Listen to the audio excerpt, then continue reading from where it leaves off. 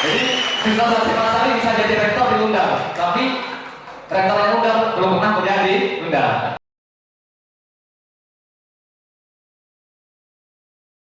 Rektornya Unhas belum pernah kuliah diundang, berarti hebatnya Unhas ya.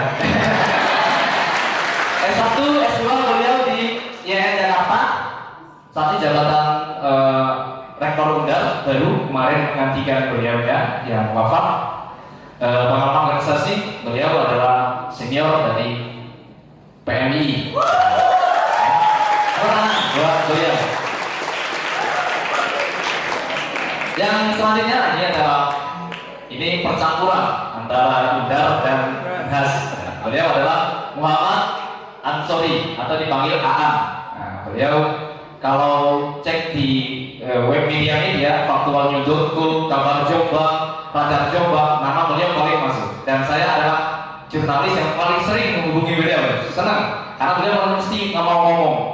Dan yang lain takut karena takut diancam dan takut yang lainnya. Ya, kalau beliau senang saya.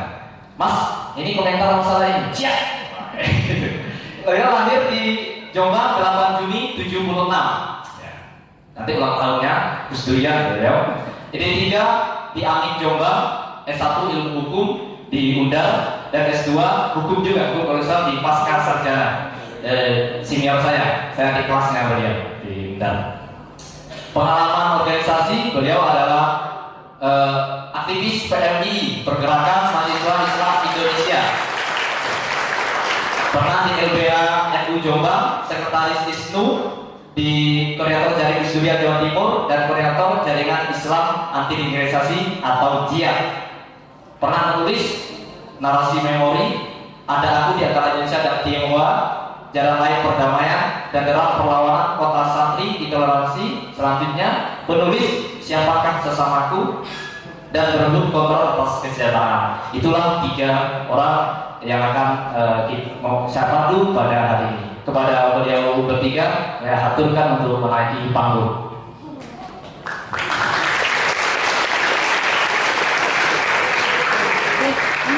Penulisnya dulu. Iya. Oke, teman-teman, nanti bisa mencatat apa yang disampaikan oleh Mas Ketika, Pak Amir dan Mas Aan, sehingga nanti kita diskusinya lebih santai dan jangan bawa perasaannya di sini ya. Perasaannya tinggal aja di rumah. Karena kalau bahas politik pakai perasaan itu kenangannya lama banget. Cukup biarnya yang dikenang yang lain ya kan. Iya, terima kasih. Nanti hasil ini saya akan memberikan kepada Mas Firtika dulu 20 menit menyampaikan pemaparannya. Mau menyampaikan di sini atau di sini Mas? Ada ya? Di sini aja ya berarti ya. 20 menit. Habis itu Pak Amir, habis itu Mas Anam. 20 oke. Habis itu nanti kita tanya sekitar hampir 1 jam, kita tanya jawab. Tapi yang milih saya. Nanti yang merasa ingin dipilih ke saya, silakan ngajuk tangan paling tinggi ya. Tapi jangan tinggi, kalau broadcastnya nanti kelihatan. Oke, terima kasih. Selanjutnya saya persilakan ke Mas Firtika untuk memulai pemaparan tentang buku ini. Kami berharap untuk pemaparannya nanti ada informasi terbaru yang tidak mengulang hal-hal yang baru. Mungkin nanti ada otokritik sedikit kepada Gus Dur, juga ada kelebihan Gus Dur, tapi juga disampaikan biar balance. Terima kasih kepada Mas Firtika, saya persilakan. Assalamualaikum warahmatullahi wabarakatuh. Terima kasih teman-teman sudah undang Pak izin Pak Rektor perusahaan. Sebelumnya ini ya, saya nggak bisa terlalu serius nih kalau masih acara, jadi agak-agak santai gitu ya. Sangat Jakarta. Tapi sebelumnya ini Mas, saya mau klarifikasi. Pertama, kerja saya sudah lama tidak di narasi. Saya freelance jadi translator, bantu-bantu di Aji Jakarta. Yang kedua tadi masalah telat. Ini kalau kata Mas Hamzah Sahab, rektor saya ya, di alif.id, dia bikin buku itu. Ciri khas NU kalau bikin acara pertama telat. Yang kedua, mic-nya nggak pernah benar. Jadi sepertinya saya sudah mengalami ini banyak. Sama ini terakhir mas, sebelum mulai saya diamanatkan oleh Kiai Said untuk mengimbau kawan-kawan semua untuk terlibat dalam kue muktamar untuk muktamar NU nanti Oktober 2020 di Lampung, jadi untuk meningkatkan kemandirian berorganisasi. Jadi dari, oleh, dan untuk warga Nahdi. Oke, kita mulai ya mas.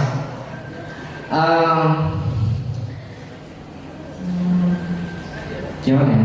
Jadi kalau sedikit penemuan dokumen ini berasal dari tumpukan map yang dikeluarkan saat 1 tahun renovasi Partai Golkar, gedung Partai Golkar di Jakarta. Saya penasaran, tanya ini apa, boleh dilihat-lihat, silakan ambil. Jadi memang dianggap sampah. Jadi Pak Fuad Bawazir statement di CNN akhir Desember lalu bilang buku ini sampah, semuanya sampah. Ya terima kasih, karena sampah bisa didaur ulang. Dan kedua juga Bapak kan saya wawancara, Bapak terlibat dalam buku ini, berarti Bapak juga bagian dari sampah. Terima kasih. Jadi gini, di buku ini saya ingin bercerita bahwa Gus Dur ini tadi sudah sempat disinggung sama Pak Warek ya. Kalau Gus Dur ini berada di masa-masa genting, masa-masa transisi dari pemerintahan yang otoriter menjadi pemerintahan yang lebih demokratis, yang reformis. Ini kalau kita merujuk sebuah buku ditulis tahun 60-an Samuel Huntington, dia bilang dalam masa transisi itu adalah masa yang paling penting. Bagaimana nanti sebuah negara ke depan dibentuk, politik, ekonomi, sosial, budaya dibentuk, itu dibentuk pada masa transisi. Tapi akan ada perlawanan berat, besar, dan masif ya, dari kelompok-kelompok rezim lama yang tidak senang dengan adanya perubahan-perubahan. Nah ini yang dihadapi oleh Gus Dur. Dan Gus Dur juga menjadi presiden menurut saya bukan karena ambisi politiknya ingin menjadi presiden.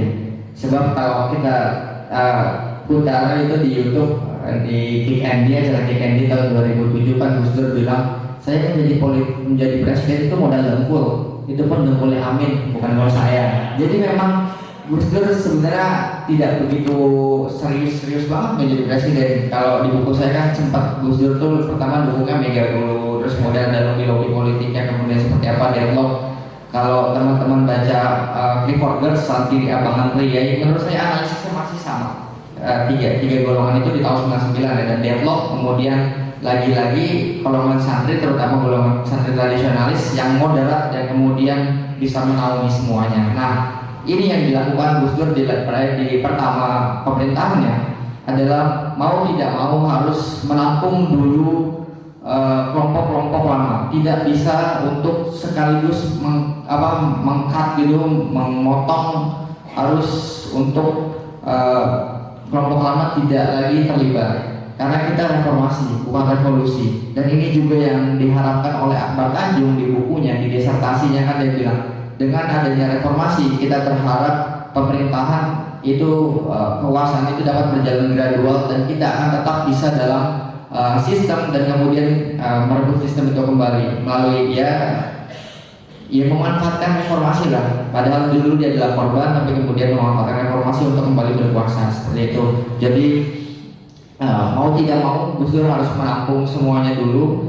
Ini menurut saya seperti yang dilakukan oleh Hatta ketika menerima kedaulatan Republik Indonesia Serikat. Jadi ya kita terima dulu. Nanti di jalan kita ada upaya-upaya selanjutnya, diplomasi selanjutnya yang kemudian ini akan membentuk misalnya Indonesia yang lebih baru. Karena menurut saya Gus Dur selama hanya 20 bulan Gus Dur berhasil untuk melakukan perubahan kehidupan demokrasi Indonesia yang paling mendasar. Misal Gus Dur yang paling mendasar dan sesuai dengan tuntutan reformasi adalah supremasi sipil. Itu jelas-jelas dilakukan pemisahan TNI Polri, peran TNI agar jangan terlibat dalam masalah sosial, ekonomi dan dan segala macamnya. Jadi kembali ke barak, dan bahkan Departemen Pertahanan itu adalah departemen sipil meskipun yang dipimpin adalah militer, itu dipimpin oleh sipil. Pertama kalau tidak salah Juwono Saudara dulu, kemudian Pak Mahfud MD. Ini juga ceritanya lucu. Pak Mahfud, ya mungkin udah tahu lah, keliru Menteri Pertahanan dengan arti pertanahan gitu kan, Pak Mahfud itu. Tapi yang paling lucu kan saya dapat cerita ketika saya wawancara, kenapa Pak Mahfud yang dipilih? Nggak apa-apa, Pak Mahfud itu kan orangnya saya itu kecil, kurus, agak hitam gitu, orangnya dekir. Ya ini cerita-cerita narsum yang saya temui. Mau tidak mau, meskipun Pak Mahfud seperti itu, tentara harus hormat karena ini adalah sipil dan dipimpin oleh sipil, karena di undang-undang kan presiden adalah panglima tertinggi yang Angkatan Nasional. Nah itu satu. Dan lagi-lagi menurut saya di sini Gus Dur bukan seorang politikus. Kalau dia seorang politikus, dia semestinya memperhitungkan dampak politik dari kebijakannya ini, yang supremasi sipil yang paling besar menurut saya. Nanti gimana? Kalau misalnya saya melakukan ini, nanti dampaknya apa? Gus Dur saya pikir tidak melakukan itu, walaupun memikirkan itu, tapi Gus Dur nekat untuk menerobos hal itu beyond. Jadi menurut saya Gus Dur adalah negarawan, bukan seorang politikus. Itu satu. Yang kedua, misalnya penghormatan terhadap hak-hak kelompok-kelompok minoritas ini dijalankan, diakui pertama oleh Gus Dur. Kemudian juga yang paling menjadi kontroversi salah satunya adalah permintaan maaf terhadap korban-korban 65, dan juga penghapusan TAP MPRS nomor 25 tahun 1965, which is itu sangat berdampak terutama Golkar dan kelompok nasionalis yang dia dari dulu menganggap anti terhadap komunisme. Jadi Gus Dur tidak peduli dengan hal pertimbangan-pertimbangan itu, tapi Gus Dur berhasil untuk menekan itu, mendorong. Dan sampai hari ini ketika sudah 20 tahun Indonesia setelah Gus Dur lengser hampir 20 tahun, menurut saya sampai hari ini tidak ada satu presiden pun yang berhasil minta menyamai apa yang telah dilakukan Gus Dur dalam mendemokratisasikan masyarakat Indonesia. Mau contoh misal, kalau misalnya ada gejala persekusi, ada gejala intoleransi, pemboman atas nama agama, segala macam, nanti di sosial media muncullah buat Gus Dur dengan foto Gus Dur. Ini yang paling remeh dan paling gampang untuk kita sebagai anak muda jadi referensi. Oh ternyata Gus Dur bisa melakukan ini. Itu makanya yang diperjuangkan Gus Dur ketika menjadi presiden adalah politik sebagai nilai, bukan sebagai kekuasaan. Ya memang politik itu alat kekuasaan dan kita memang wajib lah merebut alat kekuasaan itu untuk misalnya tujuannya kan yang berbeda dari Gus Dur dan lawan-lawan politiknya adalah bagaimana cara dan tujuan berbangsa dan bernegaranya. Kalau misalnya mereka yang menginginkan yang makmur sejahtera kelompoknya, Gus Dur enggak seperti itu. Gus Dur ingin semua. Makanya ketika kekuasaan dipegang sama Gus Dur konsisten dari yang diperjuangkan sebelumnya di Forum Demokrasi. Kebetulan buku pertama saya juga tentang Gus Dur, Forum Demokrasi, dan itu dijalankan oleh Gus Dur. Dia tidak larut dengan kompromi-kompromi yang ada. Jadi Gus Dur memang kemudian kalah dalam politik, tapi Gus Dur tidak salah dalam prinsip.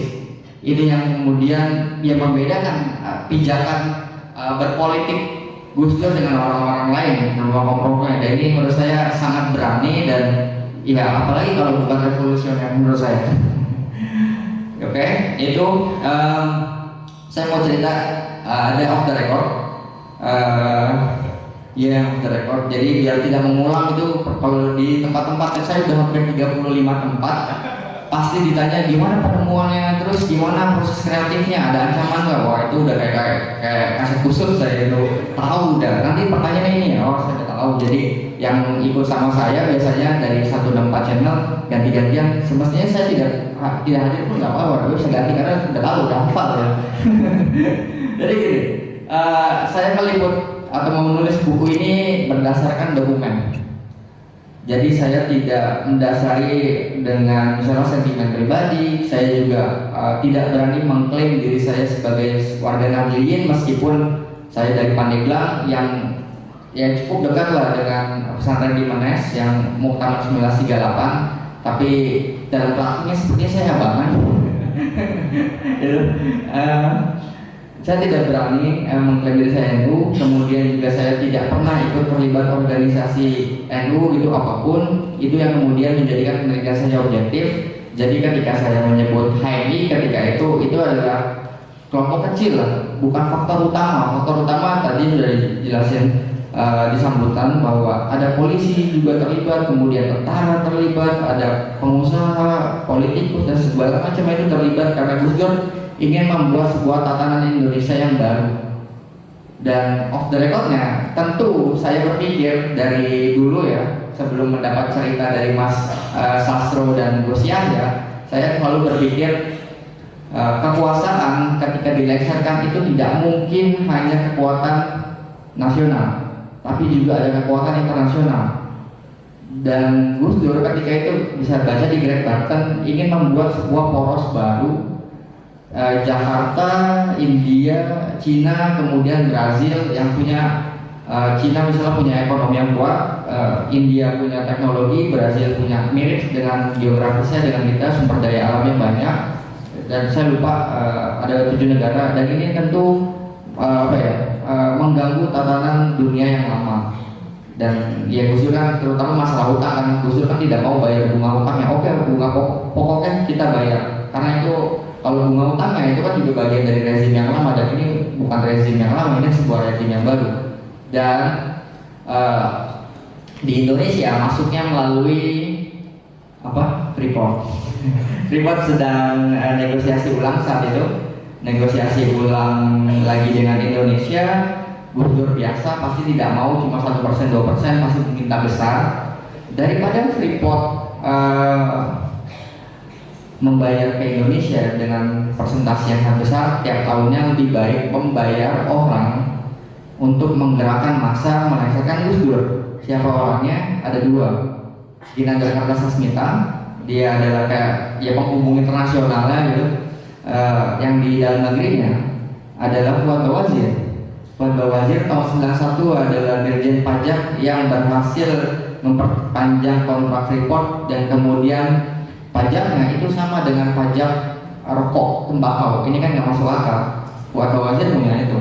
Dan link itu kemudian banyak lah, bukan cuma Freeport, kemudian juga ada kalau nggak salah Chevron atau apa, beberapa perusahaan besar dunia, korporasi besar kemudian dinegosiasi ulang oleh Gus Dur dan bertemu kepentingan pihak luar dan juga dalam negeri. Nah, kalau gerakan mahasiswanya sudah jelas, itu diakui oleh HMI, si Bang, nanti nggak enak sama iya, Kakanda Indah ya. Nah, Kakandanya mengakui kok, dan santai-santai aja, nggak masalah ya, Kakanda Farudin. Ya, nah, dan sebenarnya saya bisa untuk menuliskan lagi lokus gerakan mahasiswa yang lebih cukup kecil di Jakarta, dan orangnya adalah Burhanuddin Mutadi, presiden mahasiswa UIN Jakarta. Dia membuat dia HMI juga meskipun NU. Kemudian dia bikin gerakan Alfonso, aliansi lembaga formal mahasiswa Indonesia, yang mengerahkan massa untuk membantu. Dia juga nulis media dengan sangat kencang, dan saya pikir kayaknya cuma Republika dan media Indonesia yang menampung tulisan Burhanuddin. Di Kompas itu nggak ada kayak Burhanuddin. Jadi kelihatan kan Republika itu dulu punya ISMI, Orde Baru, media Indonesia dan Surya Paloh gitu. Jadi jejaknya saya terbuat, tapi kemudian tidak saya tulis. Kenapa? Karena saya harus menjaga objektivitas. Kalau saya wawancara yang anti Gus Dur, saya juga harus wawancara yang pro Gus Dur. Di sini saya kenal dengan beberapa orang pro Gus Dur, jadi daripada nanti unsur subjektifnya lebih tinggi, jadi lebih baik saya tidak masukkan sama sekali kayak gitu. Nah, ini terakhir biar nggak lama-lama, nanti dari diskusi saya berharap ada diskusi. Saya punya 3 tujuan dari buku ini. Pertama adalah mengingatkan bahwa musuh utama kita dalam berpolitik, bernegara, dan berkonstitusi itu adalah para oligark yang tidak patuh hukum. Dia bisa menerobos siapapun, bahkan ya aturan-aturan itu bisa. Jadi benar tadi kata Bapak bilang kan, di NU dan di kelompok pro demokrasi sendiri tidak solid, dan memang betul, bahkan cenderung naik. Saya juga tulis di buku ini. Kenapa? Karena mereka menganggap dengan punya representasi Gus Dur,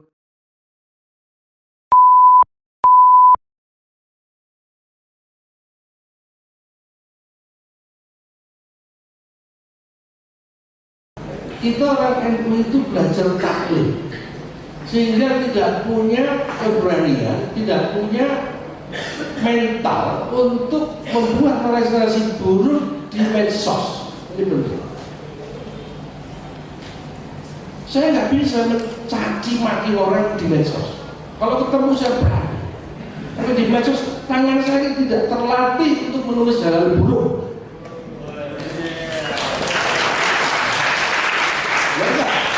Ada tulisannya, dan ini beban terbalik justru orang-orang yang merasa lebih tidak bid'ah ketimbang kalian. Mereka terbiasa. Saya dulu pujinya luar biasa ada Pak Amin Rais, tapi saya nggak mentolong panggil beliau tanpa paknya. Amin Rais nggak mentolong. Ya Pak Amin.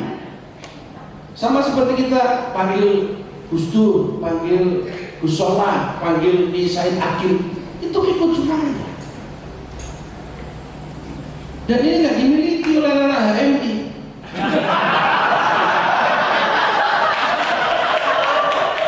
Oh iya, karena HMI itu kalau bikin narasi itu baru baca kok saya sudah panggil itu. Belum isinya itu, karena menyebut nama-nama orang hebat yang mestinya dihormati dengan tanpa sayyid, tanpa tuan, tanpa bapak, tanpa mas.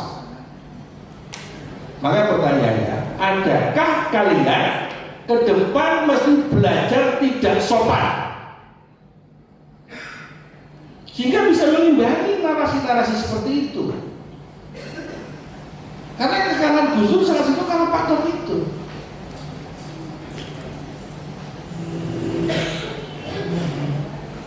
Jadi yang penting itu di situ. Begini, Nabi itu mulai sakit dari Rabu, Kamis sudah terdengar di seantero Jaziratul Arab. Kemudian mulai malam Jumat berbondong-bondong min anha'il Jaziratul Arab ilal Madinah. Digambarkan pada sholat Jumat itu ada 22.000 orang Arab yang sudah beragama Islam ngumpul karena Iyadatul Malik. Kemudian Jumat itu justru yusibul masyadid, sakit yang luar biasa. Tapi Sabtu mulai mereda, Minggu itu sudah terlihat sehat. Buktinya jelas. Jadi subuh Minggu itu jendela Nabi sudah dibuka. Tapi ketika beberapa sahabat terbaik jemput dia untuk iman subuh, nggak boleh sama Fatimah, bukan oleh para istrinya. Nah, Senin pagi Nabi sudah imami yang terakhir itu. Karena begitu dibuka sebelum subuh, para sahabat memaknai kalau Nabi itu sudah sehat. Karena dia dijemput di papa jadi imam. Waktu itu beliau imami di hadapan jamaah yang sangat banyak, 22 ribuan min Ansar, di samping 517 muhajir. Jadi kalian kuliah di UNAS boleh daftar ke Sospor, Bidaro ya. Jadi di tugas kuliah di Sospor, Bunda juga kuliah. Nah, itu. Nah, kemudian apa yang terjadi? Bukrah itu, Senin itu, Nabi adalah meninggal. Nah, yang luar biasa itu apa? Komunitas Ansor yang 20 ribuan itu justru mengumpul di Sakifah Bani Sa'idah. Yang diperdebatkan apa? Manil khalifah yahullu mahalla Nabi. Siapa khalifah pengganti Nabi? Saya belum cerita ini mekanisme suksesinya belum.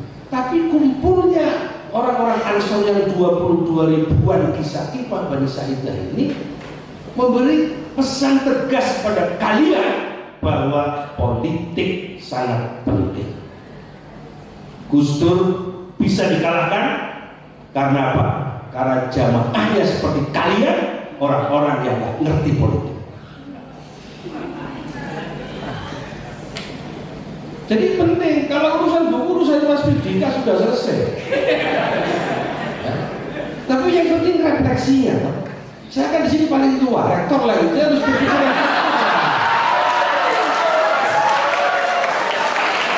Nah, setelah ini kalian nggak bisa bertanya karena setelah ini saya tinggalkan. Karena jam 12 nanti ada apa namanya, harus nemui orang-orang lain. Saya kan kasih sorban PT, pasiennya itu rektor bukan mahasiswa kayak kalian.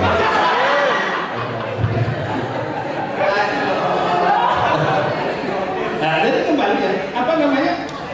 Ini pesan sangat luar biasa. Di saat Nabi belum dimakamkan, orang-orang Madinah Ansor kumpul di Sakifah Bani Sa'idah untuk membincangkan siapa pengganti Rasulullah SAW. Jadi politik itu penting. Dan sekarang kira-kira anak-anak Undas bisa nggak berpolitik? Sangat bisa. Orang-orang HMI yang dulu ikut menjatuhkan Gus Dur itu anak-anak HMI Ciputat. Kampus ayah.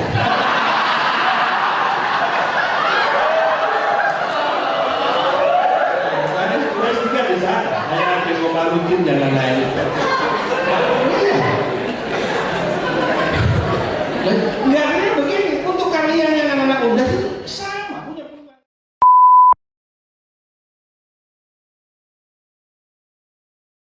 Perpustakaannya perpustakaannya NU PBNU, saya menemukan sebenarnya ini pertarungan sesama HMI jatuhnya Gus Dur. Coba kita lihat ya. Menteri Pertahanan adalah Mahfud MD. Mahfud MD adalah senior HMI dari Yogyakarta. Beliau inilah yang mempertahankan Gus Dur, berlari ke sana kemari bersama Khofifah Indar Parawansa, gubernur Jawa Timur sekarang. Dia lari ke sana kemari melobi ketua umum partai-partai untuk jangan Gus Dur tidak jatuh. Dan di akhir beliau mengatakan kepada Gus Dur, Gus, jangan tetap presiden, asalkan menterinya semua dari yang menunjuk partai. Gus Dur nggak mau. Itu lobbynya sudah berhasil, potak-patik kemana-mana. Tapi Gus Dur berbeda. Pertama, Menteri Pertahanan Mahfud MD adalah dari HMI. Kedua, pertarungan Mahfud MD adalah dengan Ketua DPR, yaitu Akbar Tanjung, juga HMI.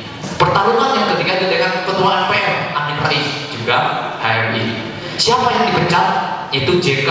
JK adalah Menteri Perdagangan dan Perindustrian. Industrian. Ya. Yusuf Kala itu adalah senior HMI dari Makassar. Sehingga ini yang bertarung antara HMI dan HMI. Terus ajudannya Gus Dur, mungkin teman-teman nggak tahu, Kiai Yahya Khalil Stakuf itu adalah LK1-nya di HMI. Tetapi karena beliau ini digadang-gadang jadi utama NU besok, maka tidak dimunculkan hal ini. Jadi sebenarnya ajudan Gus Dur, orang terdekat Gus Dur, semua jadi pertarungan antara HMI sama HMI, itu teman-teman. Nah, kesadaran garis besarnya, teman-teman tinggal melihat siapa. Apakah barisan Akbar Tanjung? Akbar Tanjung ini kelebihannya, beliau punya dana yang begitu besar karena ikut Soeharto begitu lama, jadi Menteri Pemuda dan begitu banyak. Senior, kalau saya cerita, teman-teman dia cerita, teman-teman HMI itu diberikan semua fasilitasnya, ongkosnya, kemana saja, rumah bahkan dibelikan oleh Akbar Tanjung. Dan karir politik seorang ketua cabang di masanya Soeharto itu jaminannya adalah menjadi politikus hebat. Kalau saya sekarang mungkin jadi ketua HMI Jombang, setelah selesai HMI Jombang, maka saya jaminan saya jadi ketua partai. Kalau itu saya jadi politikus. Makanya rata-rata teman-teman dijamin oleh Akbar Tanjung. Nah teman-teman, di HMI itu faktnya banyak sekali. Dan kita tidak pernah sepakat. Dan kita dari awal sepakat untuk tidak sepakat. Jadi kalau kita di dalam forum, kursi dibanting, kursi dilempar, saya dijatuhkan, saya dihinakan, saya baru ngomong teman-teman mau bibar, habis itu jadi nyingkirkan saya di kompercap, itu hal biasa. Sehingga ketika buku ini terbit, teman-teman di PB bilang, oh masalah politik, ya sudah, selesaikan dengan politik gitu loh. Dan kamu selesaikan dengan baperan, hati kamu, logika kamu gunakan dengan strategi politik. Kalian tahu, akhirnya saya disuruh gini, kamu pulang, Baca lagi strategi perangnya 36, strategi perangnya 7. Baca lagi Ideopol Strata. Sudah selesai baca itu, kembali lagi ke saya dan diskusi sama saya tentang Gerard Gus Dur. Begitu, Mike. Gus Dur itu orang baik dan bukan politikus. Kalau politikus, kredonya seperti ini: lebih baik menang curang ketimbang kalah berhormat. Saya ulangi lagi, prinsip politikus itu adalah lebih baik menang curang ketimbang kalah tapi terhormat. Pilihan murah. Anda ngomong tanpa money politik kita menang visi dan lain sebagainya, gak ngekei duit, kalah. Mereka lebih oke kalau apa? Menang meskipun dengan cara melakukan penyogohan. Jadi prinsip politikus itu adalah lebih baik menang curang ketimbang kalah secara terhormat. Gus Dur melawan itu dengan berani. Saya ingin mengatakan bahwa kenapa ia harus memerdekakan bangsa ini. Next. Gus Dur ditumbangkan dan disalib karena ia melawan, saya menyebutnya ini setan gundul, bukan setan gundul. Ini adalah tembok tebal yang orang itu pasti akan berpikir dua kali untuk itu. Jokowi aja tak berani menembak menghajar.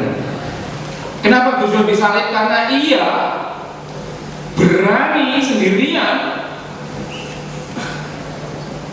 itu melawan politik sektarian. Politik sektarian itu adalah politik identitas agama. Yang kedua, dia berani melawan orang-orang besar yang terindikasi korupsi. Misalkan Laksamana Soekardi, Gus Dur mendengar ada korupsi, kemudian ia dipecat. Yang paling membuat Golkar marah itu ketika Yusuf Kalla itu adalah godfathernya HMI, tapi kemudian dengan begitu mudahnya Gus Dur mengatakan bahwa ini dan lain sebagainya, kemudian marah dan lain sebagainya. Dan yang ketiga guys,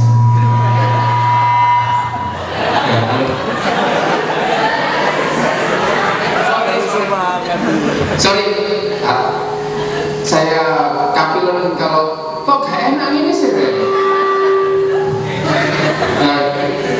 Saya biasa panggil mahasiswa saya di Ciputra dengan sebutan gas.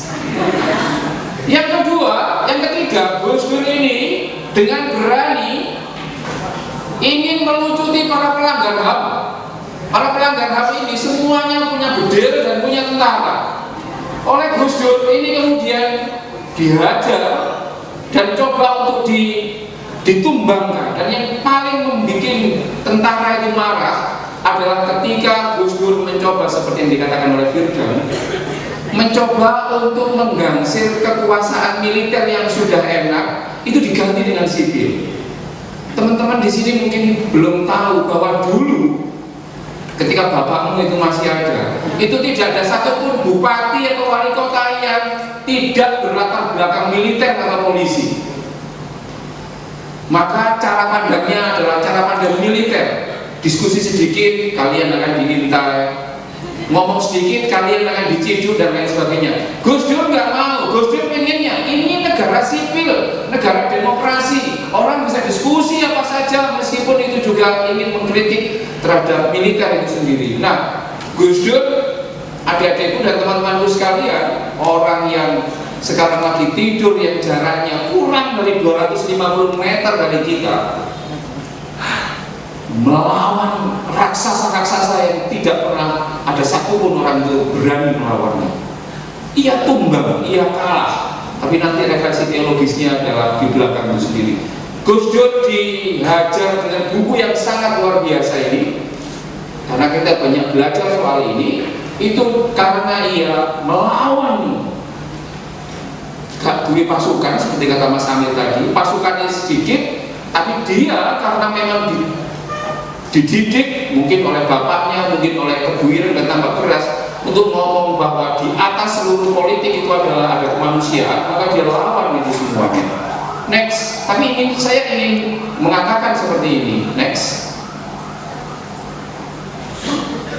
Di dalam 40 musuh Gus Dur, itu rata-rata kalau Anda baca, itu rata-rata adalah banyak para politikus sektarian.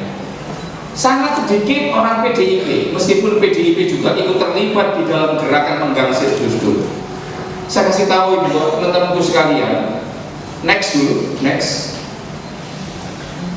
Gus Dur itu dulu heran, kok iso Amin Rais itu mau mencalonkan saya? Karena apa?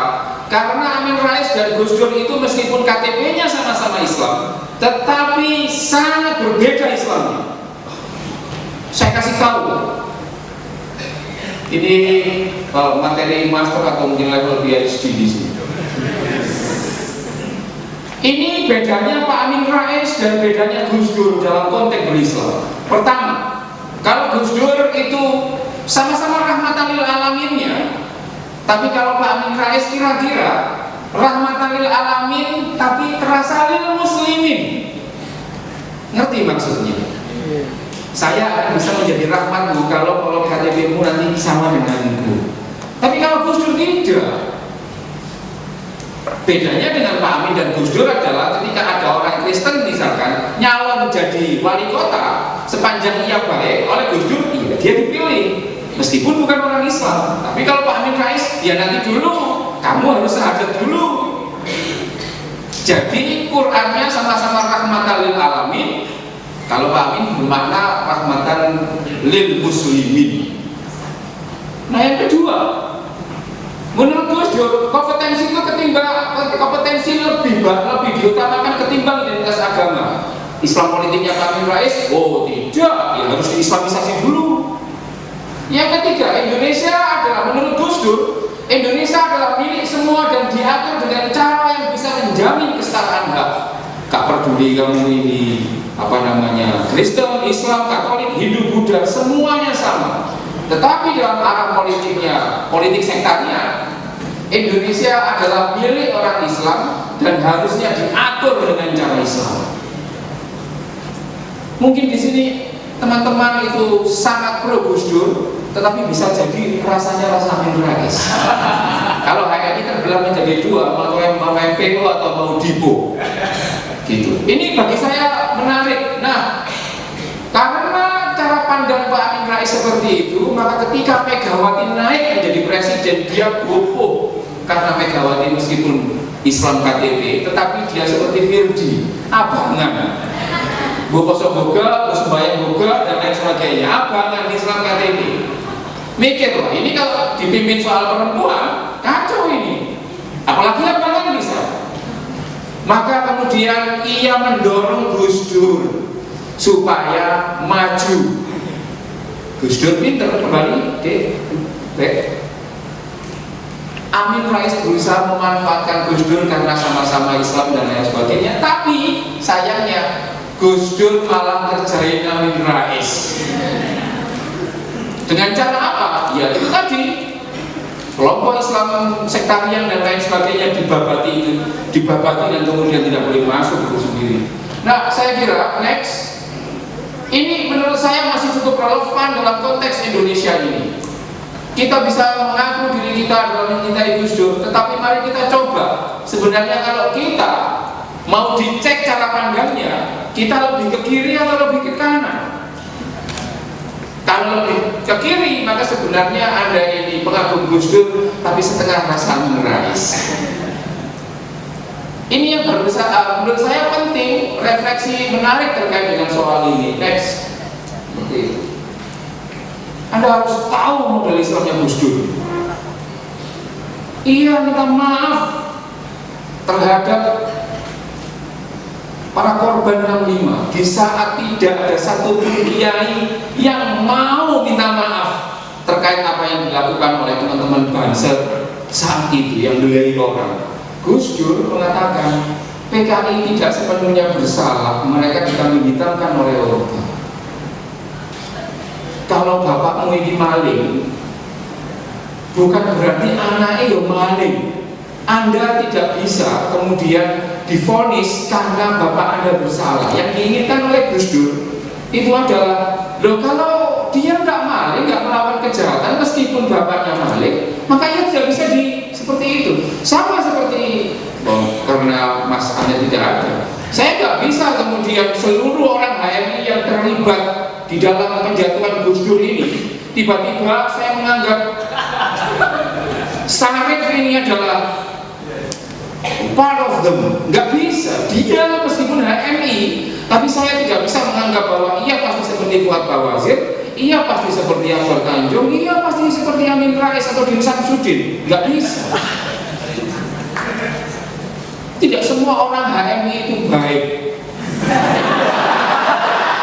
Ada yang jelek. Sama dengan orang NU. Orang NU juga banyak yang brengsek juga. Artinya apa? Kalau kita melakukan generalisasi itu menjadi hal yang jelek. Yang ngebom gereja di Surabaya itu orang bercadar. Tetapi kalau kemudian kita beranggapan bahwa yang bercadar pasti ngebom, ini sesat berpikir. Nah, yang kedua misalkan dia soal Papua. Nah, yang ketiga menurut saya, Gus Dur ini jadi ngawur sebenarnya Gus. Ngawur itu apa? Ia melampaui kaidah fikih atau cara pandang orang kebanyakan. Tahun 2006, ini kalian bisa googling itu detik ya. Detik itu artinya apa? Selain Al-Quran dan Alkitab, maka detik itu adalah satu sumber yang harus kita percayai. Gus Dur itu diundang untuk pemilihan kontes waria. Ini orangnya masih ada di sini loh ya. Kalau yang bisa aku salah, aku kualat nanti. Gus Dur hadiri pemilihan Putri Waria Indonesia tahun 2006. Gus Dur gitu. Orang yang sedang kita diskusikan itu menghadiri kontes waria. Kenapa seperti itu? Dia ngomong, dia